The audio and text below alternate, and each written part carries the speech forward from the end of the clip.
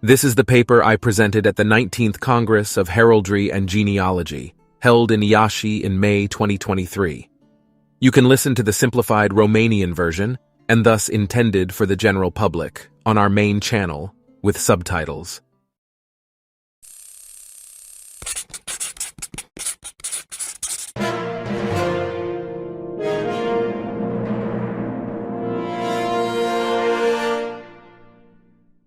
Corpus Draculianum has brought to light an interesting curiosity in Romanian medieval sphragistics.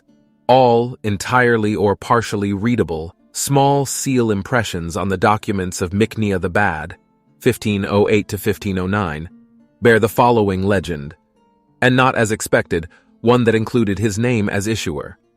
9 internal and 12 external documents have survived from Mihnea, most of them letters to the people of Brașov and Sibiu.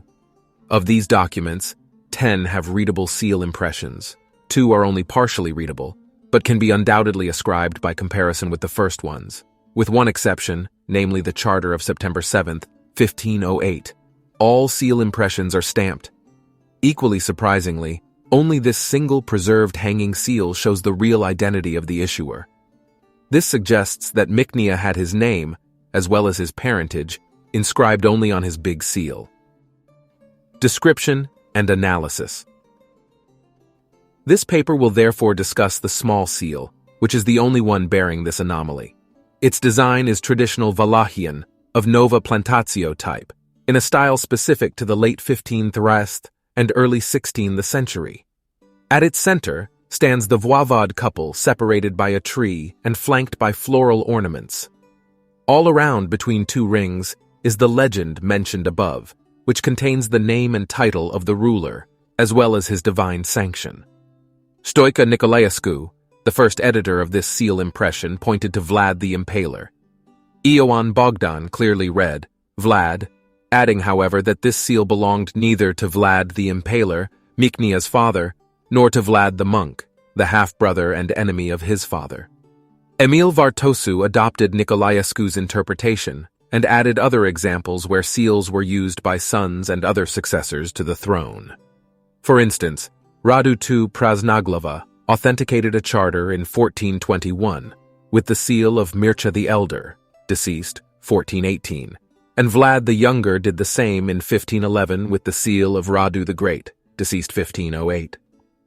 Given the long period between Vlad the Impaler's death and the supposed reuse of the seal, as well as stylistic observations in the context of the evolution of Wallachian sphragistics in the second half of the 15th century, Paul Țărnăvodeanu attributed this seal impression to Vlad the monk. His arguments are, however, questionable. Even if the iconography would point to Vlad the monk, despite some similarities with the seal of Mircea, Mihnea's son, the legend is specific to Dracula's time. However, it does not correspond to any of the known seal impressions left by Vlad the monk. Moreover, Vlad the Impaler is the only ruler of the second half of the 15th century to have called himself on the small seals, Lord of the whole country of Ungrovlahia. This wording continued to be used for a while on the large seals, disappearing altogether in the second half of the 16th century. If this seal initially belonged to Vlad the monk, it remains unclear how it could have come to be used by Mihnea 13 years later, after the rather long reign of Radu the Great, 1495–1508. It was customary, during or after the seizure of power, for rivals' possessions to be plundered by the lucky man of the day. A few rare clues lead us to believe that the seals of rival lords were even destroyed. Vlad the monk and his nephew Mihnea were not that much great rivals, but Vlad the Impaler was undoubtedly in such a situation with his half-brother. Using his uncle's seal, that is of a symbol of power of his father's enemy, could not have helped him much to legitimize himself, as we shall see below. On the other hand, it was not entirely unusual for seals and other possessions bearing the symbolism of power and kingship to be inherited and used by the son of the initial owner, all the more so at the beginning of the reign, when referring to the father was politically essential for proving the ruling bone, that is, parentage. It is therefore obvious that Mihnea must have faced an extraordinary political situation.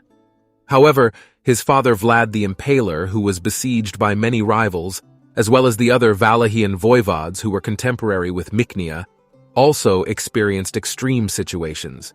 Yet they did not resort to solutions even comparable to that of Mihnea.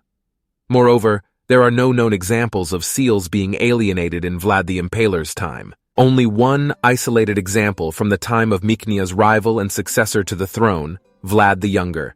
As you can see, we cannot detect any pattern. Why was Mihnea so different?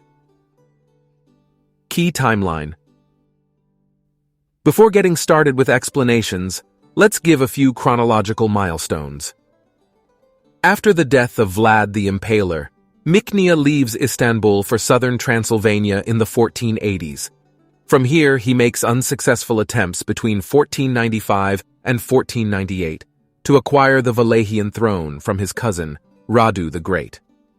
Also being competed against by Vlad, his younger but legitimate brother, Mihnea, swaps cards with the Ottomans.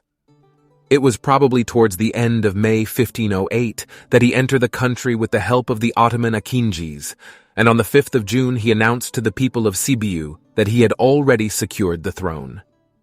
The next day, he issues in Pitești his first preserved internal document. His last known documents were issued on October 12, 1509, at his residence in Bucharest. Less than half a year after taking the throne, Mihnea comes into conflict with the powerful Crayovan boyars. They managed to take refuge south of the Danube, keeping on intriguing against him to the Ottomans. Violent repression against the other opposing nobles followed, which may have earned him the nickname the Bad for all eternity.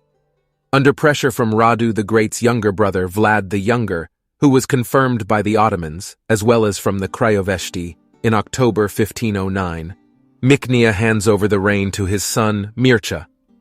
3 documents regularly authenticated with his personal small seal have survived from him. The first of them, and best preserved, was issued on October 29, 1509 in Baraști, the residence of Radu Paharnic, his supporter. In late January 1510, Vlad the Younger and his supporters, the Craiovesti boyars, enter the country with Ottoman help and quickly defeat Mihnea and Mircea in battle. The fugitive Mihnea arrives on February 9th in Brașov and then in Sibiu, where he officially settles with his wife, Lady Voica. A series of letters authenticated by her personal seal have survived. His enemies also lived in Sibiu. The pretender Dancul, the son of Basarab the Younger, and the Serbian nobleman Dimitri Iacșici, whose sister had been dishonored by Mihnea, and whose son-in-law Parvu, the nephew of Radu the Great's sister, had been killed by the same Mihnea the Bad. Taking advantage of the absence from the city of his son Mircea and his men, these enemies assassinated Mihnea on March 12, 1510, as he was leaving the city's main church. Hypothesis. All the above points to 2 possible situations, either a particular bond between father and son, or a significant legitimation deficit felt by Mihnea. He came from his father's unlawful relationship and competed, among others, with a younger but legitimate brother, who came from Vlad the Impaler's first marriage to a relative of the Hungarian king, Matthias Corvinus. The author of the Russian Tales on the Voivod Dracula calls Mihnea the third son, although he was most likely born before his brothers. This detail would indicate a certain deficit to these brothers born of lawful relationships.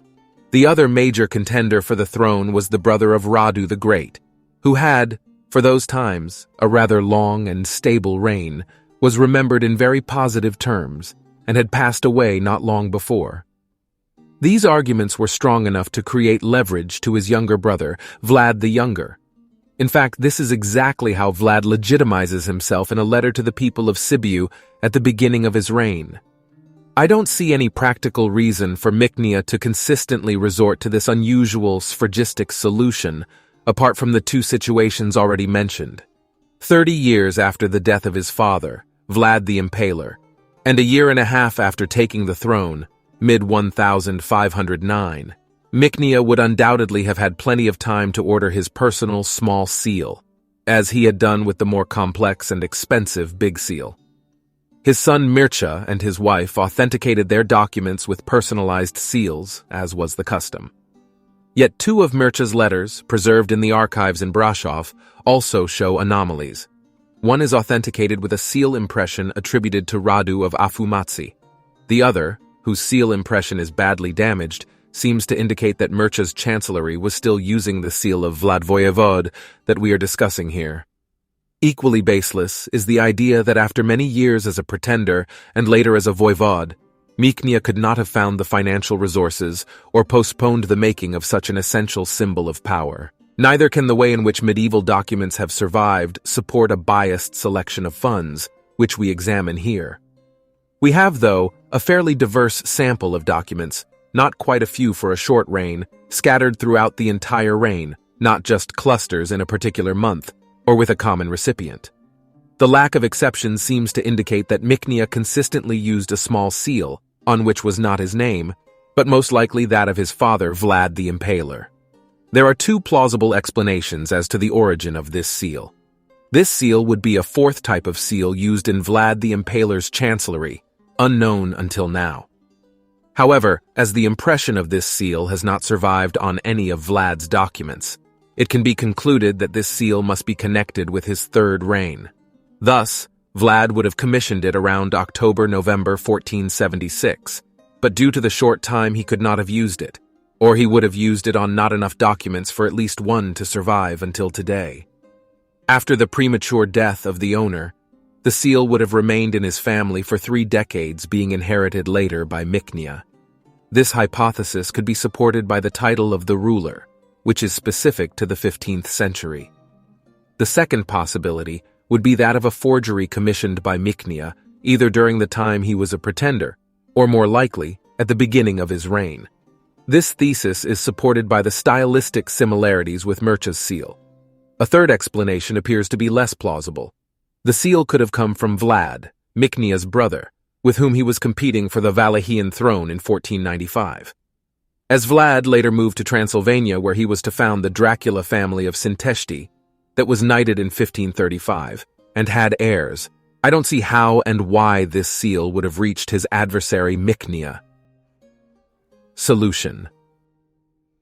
In order to become a voivod of Wallachia, the rule was simple yet clear. You had to have reigning bone, that is blood, and all your lineage must have been rulers. Thus, the father had to have ruled Wallachia, his father's father the same, and so on. Regardless of who commissioned this seal, or how it came to Mihnea, or whether it was merely the result of Mihnea's fantasy, one thing is obvious. Mihnea instrumentalized it as an essential tool of his legitimization strategy to the throne of Wallachia. Yet why such an extreme solution which has not been used by others? Well, as we know, extreme circumstances call for extreme solutions. As we have seen, Mihnea has struggled for 3 decades to find support. He could not find it in Transylvania and among the Hungarian kings, and tried the Ottoman solution. The latter only partially worked, as it was a local one. However, he had only indirect links south of the Danube, which requiring the power of brokerage, that is intermediation, of the Craiovesti boyars. They had relatives across the Danube. Or at least this is what the Akinji leader Mihalaglu Ali Bey used to claim. Mihalaglu would play a key role in the next decade in the establishment of the voivods north of the Danube. By losing the broker hub of the Craiovesti, Mihnea also lost contact with the only Ottomans who supported him, at least militarily, against his competitors for the throne. The late historian Konstantin Razakovich convincingly demonstrated that Mihnea's power base was his family's estates in Maneshti. Coupled with the very long time that elapsed since the death of Vlad the Impaler, who was very probably his natural father, this made the bad gossips, and not only, associate him with his adoptive father, Dracula of Maneshti. Most likely this boyar, who was not one of the greatest of the country, had adopted and, willingly or not, raised him after the unlawful affair of his mother with the young Vlad. Perhaps most of his contemporaries, who were separated by a whole generation from the death of Vlad the Impaler, saw no connection with the former voivod. They saw him only as a nobleman from Maneshti, who wanted to prevail against candidates with solid credentials and links to the Basarab dynasty. The low caliber of these Maneshti boyars and their appetite to climb the power and influence ladder eventually could not but irritate the most powerful boyar dynasties, such as that of the Krayoveshti. After trying to re-establish their influence with the help of Vlad the Younger, the Krayoveshti later resorted to the radical solution of bringing one of them, Nyagoye Basarab, 1512, and later Radu of Afumatsi, 1520s, to the throne. More than any other Wallachian ruler, Mihnea had to face constantly, and throughout his reign, the strong skepticism of his contemporaries towards his claimed parentage. It was for this reason that he resorted to the extreme solution of using a small seal that was most likely his own creation, inspired or not by originals he had seen or had in his family heirloom. After all, the style shared by the seals of Mihnea and his son Mircea is a strong argument for post-Quem dating. You can use formulations and titles from the past, because you see them on old documents, but the style post-dates the death of Vlad the Impaler, to whom the seal is supposed to belong. For the solemn charters, though, he used, like any other Wallachian voivod, the great seal inscribed with his name, but also with the filiation he claimed to have. Mihnea's seals, whatever they may have been, were most likely the main way of spreading his legitimating argument. Look who I am a legitimate voivod, because I am the son of Vlad the voivod you see here. As I am not the son of any voivod, I thank you in all modesty for your attention. I Bog vi veselit. By the way, if you don't know it already, our team Corpus Draculianum has 2 official YouTube channels. An adapted version, for the broad audience of this paper, will be published on the main channel.